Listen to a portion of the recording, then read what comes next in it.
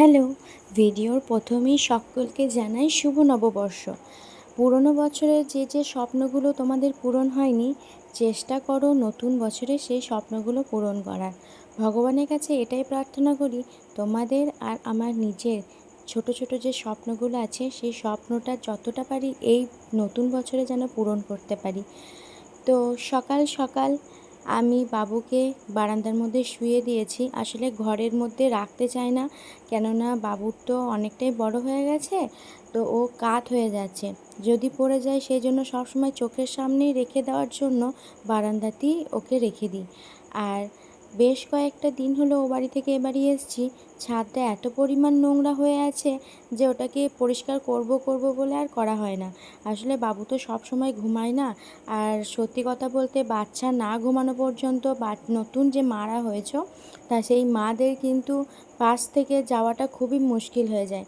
মানে বাচ্চা যখন ঘুমায় তখনই কিন্তু কাজ করতে মন চায়, আর যখন ঘুমায় না তখন মনে হয় যেন ওকে নিয়ে খেলা করি বা ওর কাছাকাছি একটু থাকি। তো বাবু অনেকটাই সময় আজকে আমাকে দিয়েছে, প্রায় 2.5 ঘন্টা ও টানা ঘুমাইছে। অন্যান্য দিন ঘুমায় না, কিন্তু আজকে হয়তো ঘুমিয়েছে, কেন জানি না, কিন্তু ঘুমানোটা ভালো।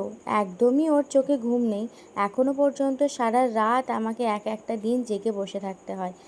তো বাবুর জামা যেহেতু এই ছাদেই মেলা হয়, ক্লিপ দিয়ে রাখি, কিন্তু অনেক অনেক সময় কিন্তু পড়ে যায়।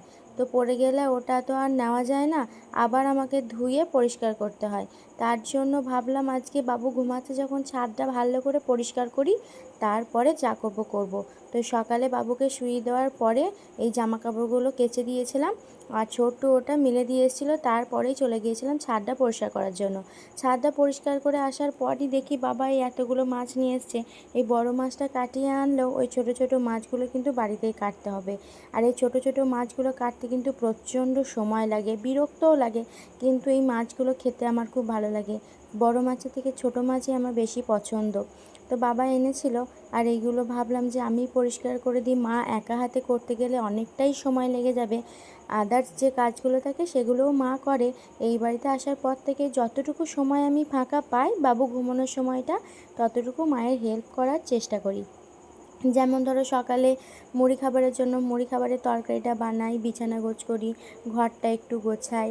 যদিও বা ঘরটা ভাবছি একটু ডিপ ক্লিন করব, কিন্তু করার সময় হচ্ছে না।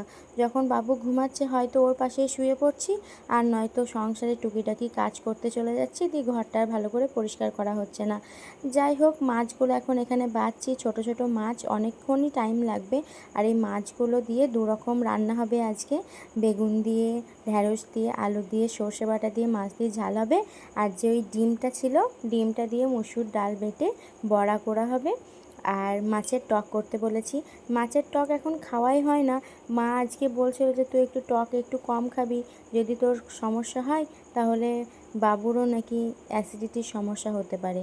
তো সেই জন্য আমি টকটা এখন কমই খাই, চাটনিটা একটু বেশি খাই, কিন্তু টকটা খাই না। আর এমনিতেও আমার আর গ্যাসের কোনো সমস্যা হয় না, কিন্তু বড়রা যদি কথা বলে সেটা যদি না শোনা হয় তখন বড়দের খারাপ লাগতে পারে, সেই জন্য ওদের কথাটাই আমি শুনে চলি। তো এখানে মাছটা সম্পূর্ণ বাছা হয়ে গেছে, অনেকটাই সময় লেগেছিল বাছতে। তারপরে চান টান করে বসেছি খেতে। এখনও কিন্তু বাবু ঘুমিয়েই ছিল, মাঝখানে আমি ওকে একটু খাইয়ে দিয়েছিলাম। আর এই আজকে আমাদের শাক রান্না হয়েছে, আর এই যে রান্নাগুলো করেছে সেইগুলো তোমাদের দেখিয়ে দিলাম। চলো আজকে এখানেই ভিডিওটা শেষ করছি। ভিডিওটা ভালো লাগলে অবশ্যই একটা